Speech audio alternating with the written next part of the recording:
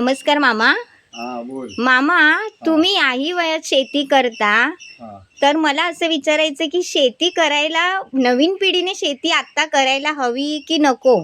नवीन पिढी आता शेती करू शकत नाही बाबा, कारण मी आता माका 78 वर्ष झाली हा आणि मी शेती करते. माझ्याबरोबर जर कोण तितक्या काम करीत आज सध्या तर तो टिपी लागा नाही मारात.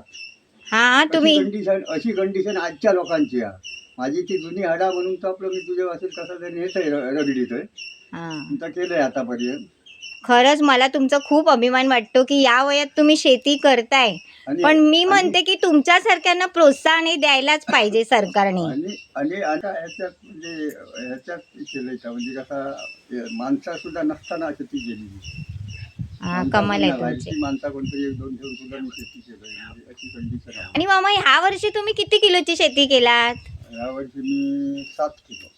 अरे वा, कमाल आहे तुमची. ह्या वयात तुम्ही करता म्हणजे खरोखर अभिमान वाटतो की तुम्ही आमचे मामा आहात याचा. आणि दुसरा विषय कसं परत सगळ्या माकाच बघूचा ना, सगळा कोण घरातला एक माणूस नाही कोणतं शेतात माझ्या म्हणजे शेतात.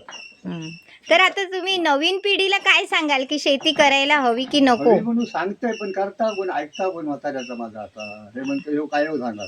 मग आता का करत नाही? तुम्हाला काय वाटतं की नवीन पिढी का करत नाही शेती? रेशनचे तांदूळ फुकट भेटतात ना. बरोबर आहे तुमचं. त्याच्यामुळेच कोण शेती करायला मागत नाही. पण आता बंद होतं आणि बंद झाल्याशिवाय हे लोक शेतीकडे वळणारच नाही कोण आता. बरोबर आहे तुमचं. बंद होत नाही ना रेशन तोपर्यंत लोक शेतीकडे वळणार नाही व्हायचं बघ. बरोबर आहे.